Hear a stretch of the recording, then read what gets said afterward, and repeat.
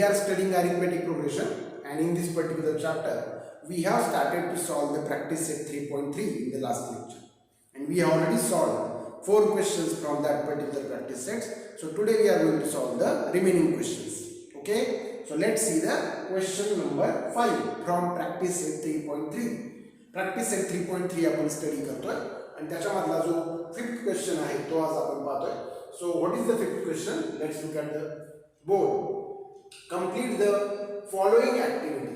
Complete the following activity to find the sum of the natural numbers from 1 to 140 which are divisible by 4. ते काय म्हणतात आहे की तुम्हाला एक ऍक्टिव्हिटी दिलेली आहे ती कंप्लीट करायची. ऍक्टिव्हिटी का कंप्लीट करायची आहे तर ती ऍक्टिव्हिटी कशाविषयी आहे ते पुढे दिलेलं आहे. To find the sum of natural numbers from 1 to 140 which are divisible by 4. असे क्वेश्चन आपण ऑलरेडी पाहिलेले. 1 ते 140 मधले 4 ने भाग जाणारे जे नॅचरल नंबर्स आहेत. ठीक आहे. Complete the following activity to find the sum of the natural numbers from 1 to 140 which are divisible by 4. Okay, जे नॅचरल नंबर्स 4 ने काय आहेत सांगा, डिव्हिजिबल बाय आहेत अशा नॅचरल नंबर्सची आपल्याला काय फाइंड आउट करायची आहे, सम फाइंड आउट करायची आहे. Is it clear? आणि त्यासाठीची ऍक्टिव्हिटी. मग आता ऍक्टिव्हिटी काय दिलेली आहे त्यांनी, तर तुमच्या बुक्समध्ये ऍक्टिव्हिटी आहे पेज नंबर 72 वरती. अशा प्रकारे पेज नंबर 72 वरती तुम्हाला ऍक्टिव्हिटी पाहायला मिळेल. तर ही जी ऍक्टिव्हिटी आहे त्या ऍक्टिव्हिटीमध्ये फर्स्ट पॉइंट पहा, तुम्ही बुक घेऊ शकता जवळ. From 1 to 140 natural numbers divisible by 4 are. म्हणजे त्यांनी पहिलं काम काय केलंय की 1 ते 140 मध्ये 4 ने भाग जाणाऱ्या ज्या संख्या आहेत त्या लिहून घेतलेल्या आहेत. सो पहा, from 1 to 140 natural numbers divisible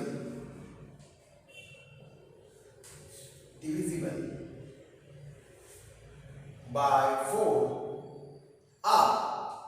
आणि नंबर्स दिले. पहिला येणार 4 ऑब्वियसली.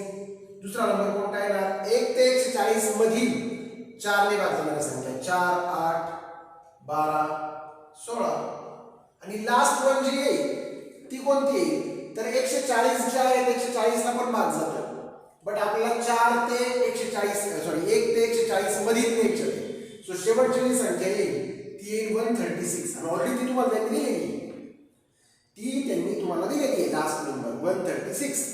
ऍक्च्युअली 140 येतो 140, पण आपल्याला 1 ते 140 मधील न्यायचं असं त्यांचं म्हणणं आहे. सो आपण 136 लिहिला. Got it? We have written 136. So first number आला 4, सेकंड 8, थर्ड 12, फोर्थ 16 आणि लास्ट वन इज 136. आता पुढे जाऊन ते काय म्हणतात ते ही एक अरिथमेटिक प्रोग्रेशन आहे. आणि मग ह्या अरिथमेटिक प्रोग्रेशन मध्ये किती नंबर्स आहेत हे तुम्हाला काढायचं, म्हणजे किती टर्म्स आहेत हे तुम्हाला काढायचं. का तर टर्म्स किती आहेत हे काढल्याशिवाय तुम्ही त्यांची सम काढू शकत नाही.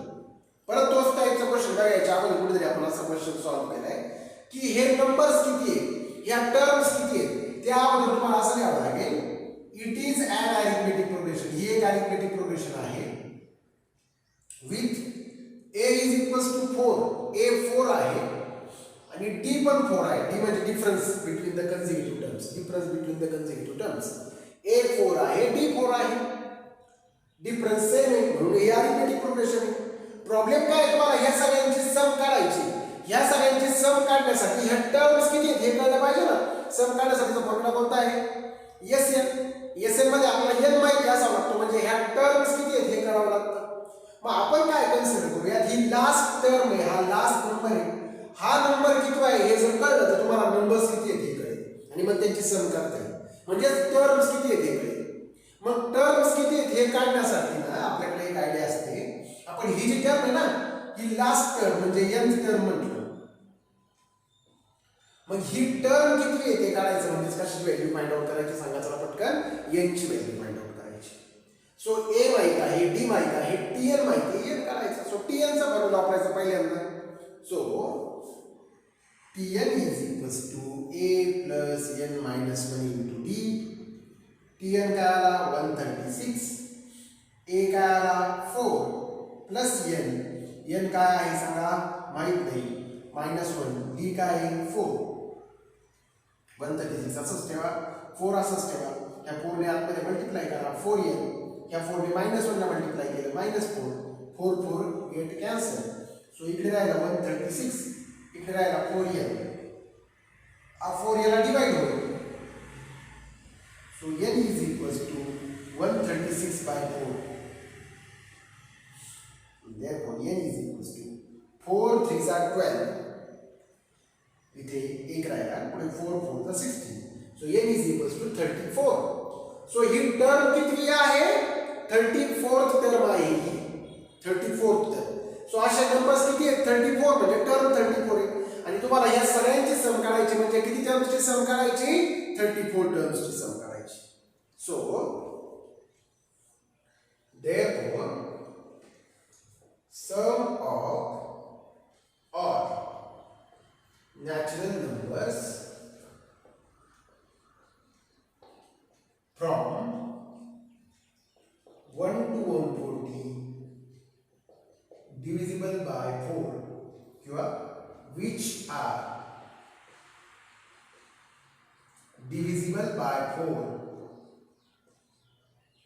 is equals to S34 so तुम्हाला काय फाइंड आउट करायचं आहे S34 फाइंड आउट करायचा आहे S34 जर फाइंड आउट करायचा असेल तर ऑब्वियसली आपण फॉर्म्युला कोणता वापरणार सांगा Sn चा what is the formula n/2 2a plus n minus 1 into d now S34 is equals to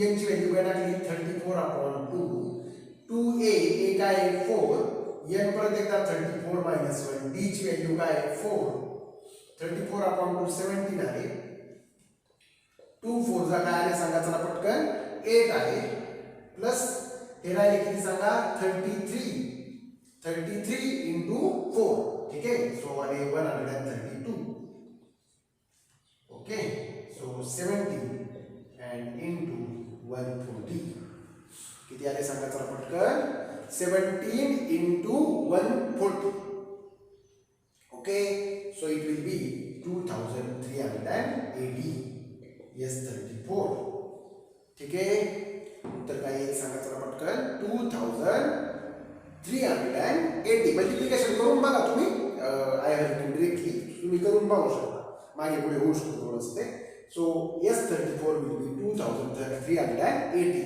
एक लक्षात घ्या हे आपण 140 नाही घेतलं कारण फ्रॉम 1 to 140 म्हणजे 1 ते 140 मधील नंबर्स म्हटले मधील यांच्या मधले नंबर्स म्हणून आपण ते घ्यायचं नाही आणि मग आता sum of all natural numbers from 1 to 140 which are divisible by 4 is 2380 so आपल्या क्वेश्चन चालू झालं 2380 सो तुम्ही वर्ड मध्ये परत लिहायचं sum of natural numbers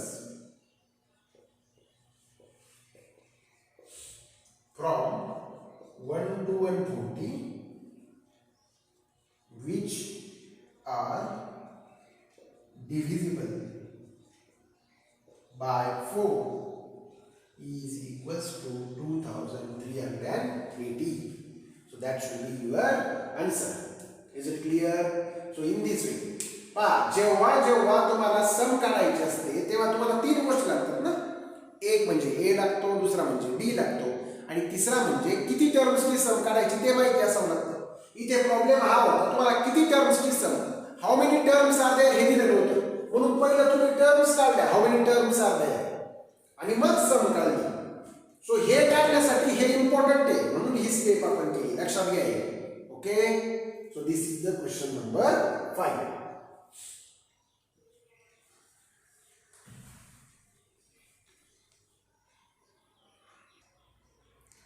Let's see question number 6 sum of the 55 terms in an AP is 3300 sum of the 55 terms in an AP is 3300 find the 28th term है की नाही simple ते काय म्हणतात ते 55 टर्म्स ज्या आहेत AP मधल्या एका अरिथमेटिक प्रोग्रेशन मध्ये 55 टर्म्स त्यांची सम 3300 आणि तुम्हाला 28th टर्म काढायला सांगितली सम नाही थोडक्यात सम दिली 55 टर्म्सची 55 टर्म्सची आणि त्याच्यावरनं तुम्हाला 28th टर्म काढायला सांगितलं हे की नाही इंटरेस्टिंग क्वेश्चन सम दिली 55 टर्म्सची आणि त्याच्यावर 28th टर्म.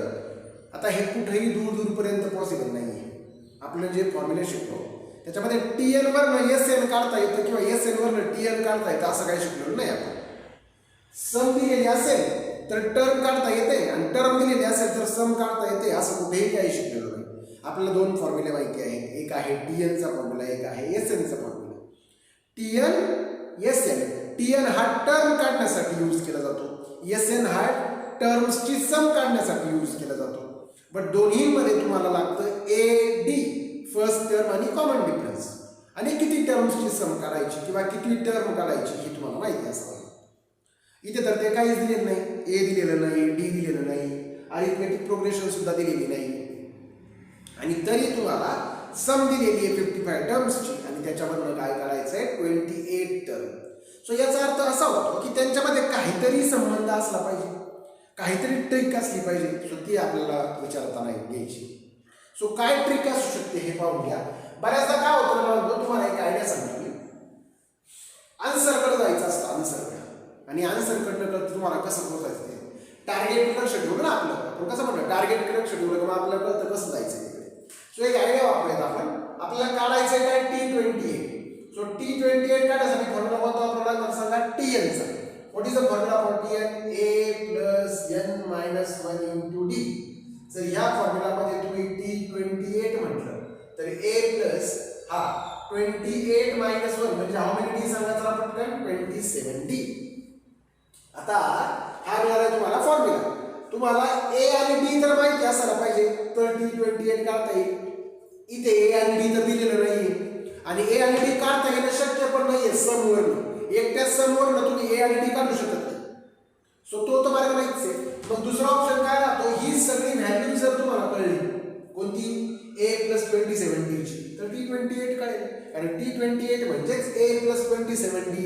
AD ची गरज नाही. तुम्हाला जर याची व्हॅल्यू डायरेक्टली समजली तर मात्र तुम्हाला T28 काढता येऊ शकतं. आणि मग हीच ट्रिक तुम्हाला इथे मिळणार आहे. कारण ही 55th टर्म आहे 55. मग 55 वजा हे किती राहिले 54D आणि 54D च्या हाफ किती असतात 27D. आता आयडिया तुम्हाला कळेल. आपण क्वेश्चन आन्सर लिहूयात म्हणजे समजेल तुम्हाला. सो हिअर त्यांनी काय दिले पाच पटकन S55 3300 आणि काढायचे काय T28. हे दिले नाही ना मग याचा फॉर्म्युला वापरायचा ना.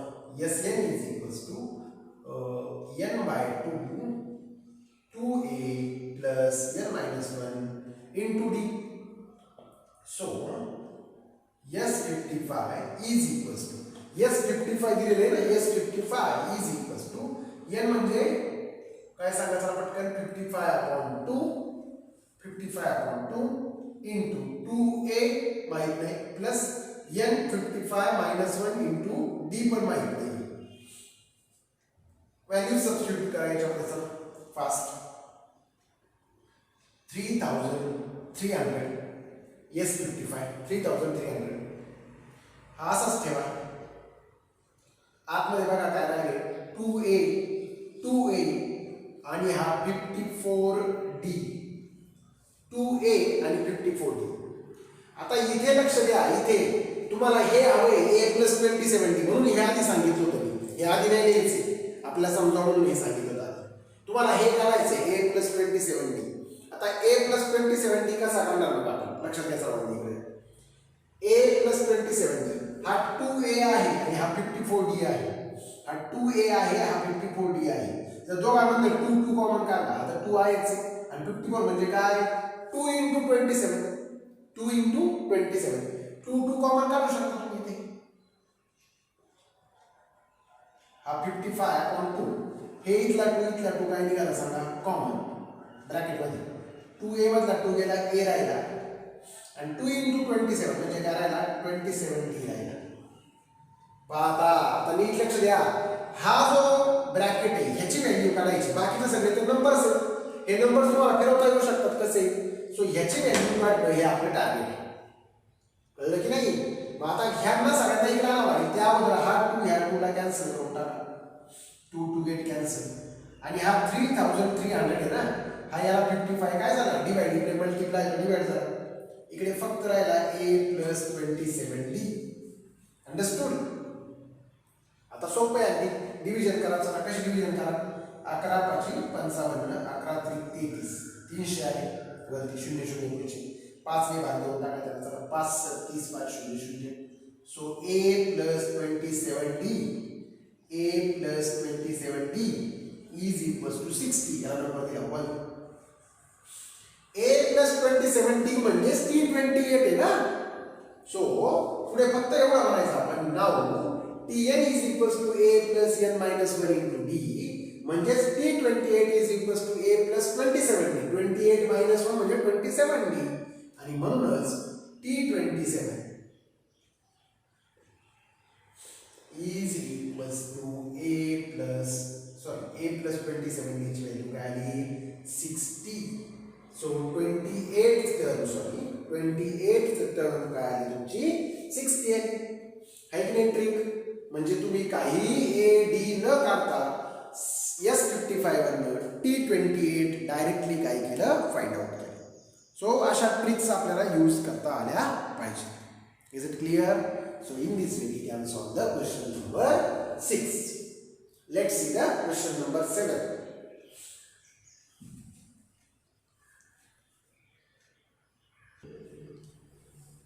See, question number 7 slightly different है थोड़ा सा. जरा वेगळ्या प्रकारे आपल्याला विचार करावा लागेल. In an AP एक arithmetic progression आहे. Sum of the 3 consecutive terms is 27. म्हणजे 3 consecutive terms आहेत. आता consecutive चा अर्थ समजून घ्या. There are 3 consecutive terms. Consecutive means लगतच्या. आपण काय म्हणू शकतो? क्रमागत. क्रमागत म्हणजे 1 2 3 ह्या 3 consecutive terms आहेत. 2 3 4 ह्या 3 consecutive terms आहेत. 10 11 and 12 ह्या 3 consecutive terms आहेत. 3 consecutive म्हणजे लगतच्या. क्रमागत शेजारच्या टर्म्स. है की नाही? एका पाठोपाठ एक 3 टर्म्स. बरं. त्यांची सम दिलेली आहे 27. Their product is 504. त्यांचा प्रोडक्ट म्हटलंय 504 आहे. त्या 3 टर्म्सचा प्रोडक्ट दिलेला आहे 504. अँड म्हटलंय काय? Find the terms. म्हटलंय काय? Find the terms. तर त्यांनी तुम्हाला एक हिंट दिलेली आहे बुक्स मध्ये. ते म्हणतात की ह्या 3 टर्म्स तुम्ही अज्युम करा. a minus b, a आणि a plus b. Okay, assume तर करू आपण, नो डाऊट अबाउट दॅट. पण अज्युम का करायच्या? त्याचं रिझन काय आणि कशा प्रकारे अज्युम करायच्या? वाय वी आर सेइंग त्यांच्या म्हणण्यानुसार लेट द 3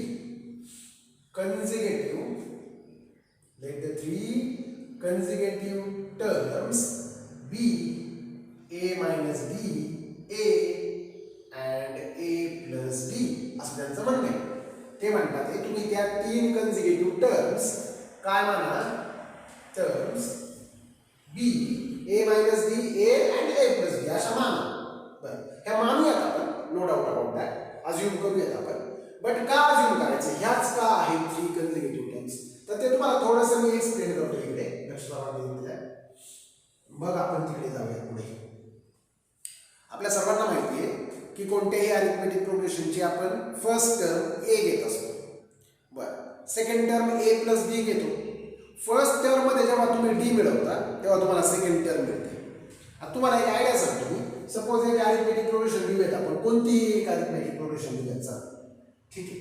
सपोज मी म्हटलं 2 5 8 11 14 ही अरिथमेटिक प्रोग्रेशन आपण लिहिली. आता मी काय म्हणतोय, तुम्हाला 2 दिलेला आहे आणि पुढची टर्म काढायची. 2 मध्ये 3 काय करावा लागतो? ऍड करावा लागतो. 5 मध्ये 3 काय करावा लागतो? ऍड करावा लागतो. कारण d काय सांगा? 3. असंच 8 मध्ये सुद्धा 3 ऍड करावा लागतो. 11 मध्ये पण 3 ऍड करावा लागतो. पण आता हेच जर मी उलटं म्हटलं, समजा तुम्हाला 11 दिलेलं आहे, तुम्हाला त्याच्या आधीची टर्म काढायची. 11 च्या आधीची टर्म. मग 11 मधनं 3 काय करावं लागेल? मायनस करावं लागेल. 3 काय करावं लागेल? मायनस. 3 म्हणजे काय मायनस करावं लागेल? d मायनस करावं लागेल. सो आपण जर म्हटलं की आपल्या 3 टर्म्स ह्या आहेत, ह्या 3 टर्म्स आहेत, तर 11 ही एक झाली, 11 प्लस 3 ही एक झाली आणि 11 मायनस 3 एक झाली. मधली टर्म, त्याच्यानंतरची टर्म काढायची असेल तर d मिळवायचा आणि त्याच्या अगोदरची टर्म काढायची असेल तर d मायनस करायचा. ओके, सो आपण थोडंसं ते ट्विस्ट करतोय.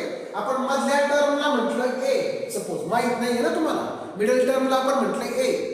त्यानंतरची टर्म जर तुम्हाला काढायची असेल तर तुम्ही ए मध्ये काय ऍड करणार, डी.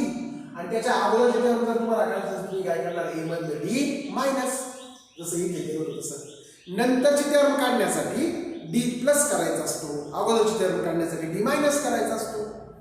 पण तुम्हाला प्रश्न पडेल सर ए ला तर आपण फर्स्ट टर्म म्हणायचो, इथे आपण ए ला फर्स्ट टर्म नाही म्हणत आहे, आपण ए ला मिडल टर्म म्हणतो. मिडल टर्म म्हणतोय म्हणण्यापेक्षा अज्युम करतो, a is assume to be middle term. इथे लक्षात सर्वांच्या. आणि मग ए जर मिडल टर्म असेल तर ए च्या नंतरची टर्म काढायची असेल तर ए प्लस डी म्हणतात, ए च्या अगोदरची टर्म जर काढायची असेल तर ए मायनस डी म्हणतात. Got it?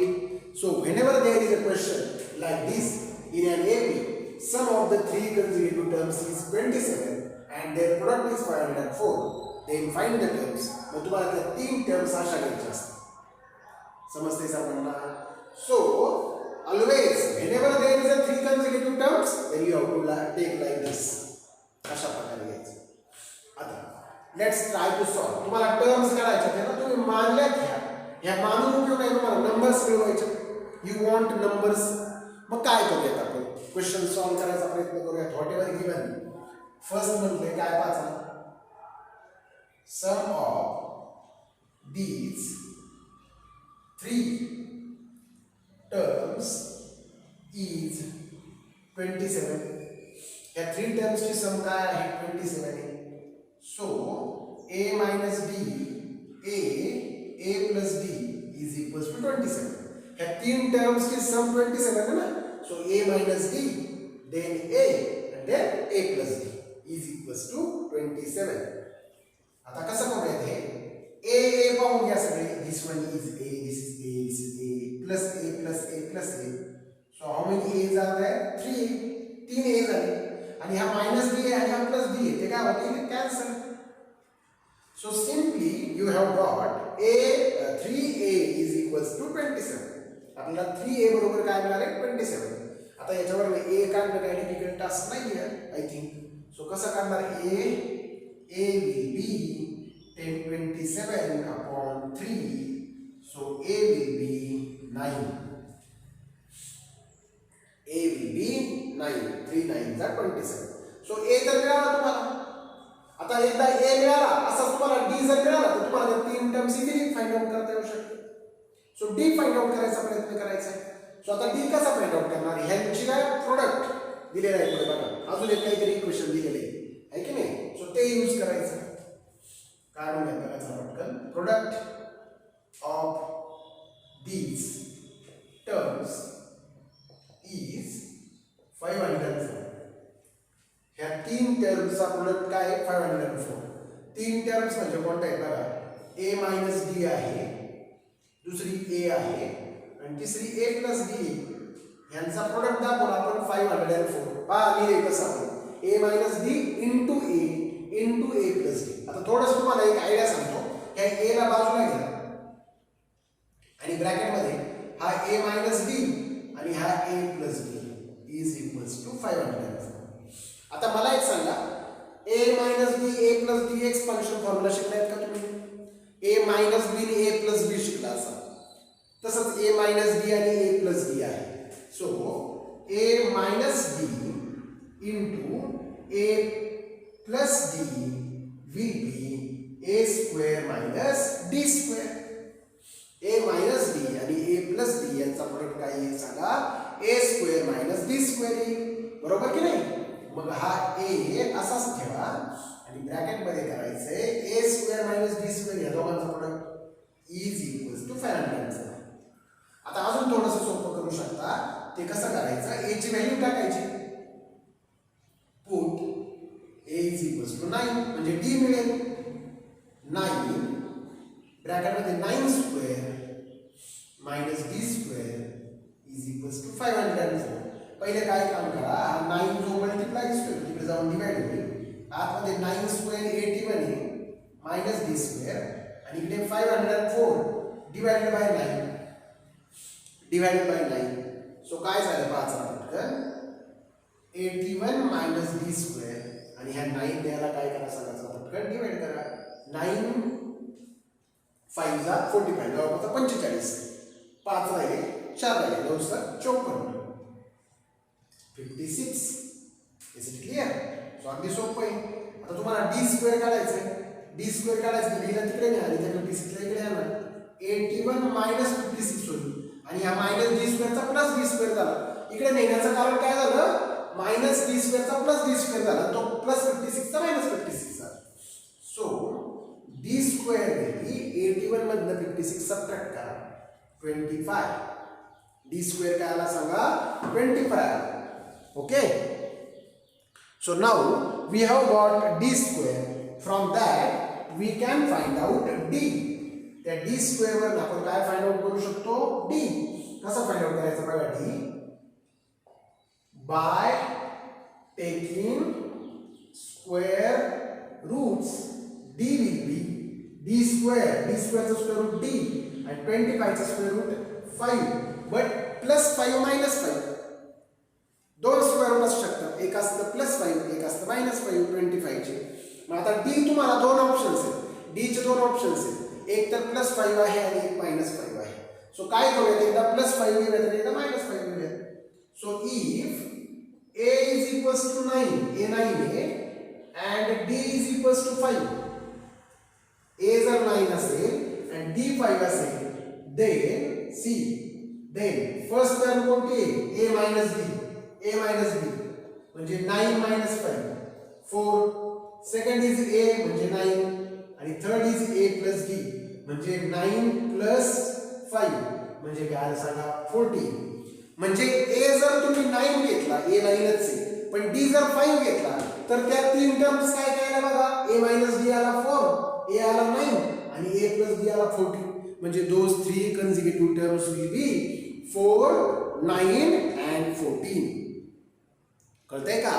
and if a 9 and b is -5 then see a minus b म्हणजे 9 minus -5. so 9 plus 5 14. a म्हणजे 9 आणि a plus b म्हणजे 9 plus -5. so 9 minus 5 काय आला? 4.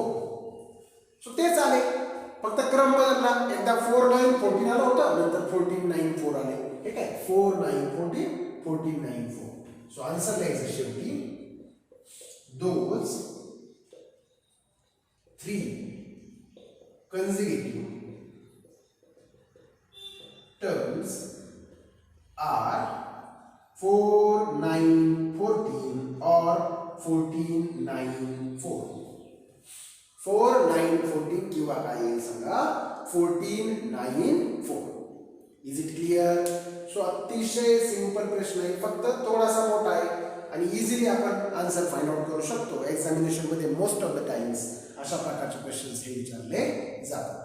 3 consecutive टर्म्स अजून 4 consecutive टर्म्स सुद्धा आपण पाहणार आहोत. Okay. So in this way we have solved question number 7. So असे आपले 7 क्वेश्चन आहेत ह्या प्रॅक्टिस सेट मध्ये. अजून 2 क्वेश्चन्स आहेत पण ते आपण नेक्स्ट लेक्चरला पाहणार आहोत.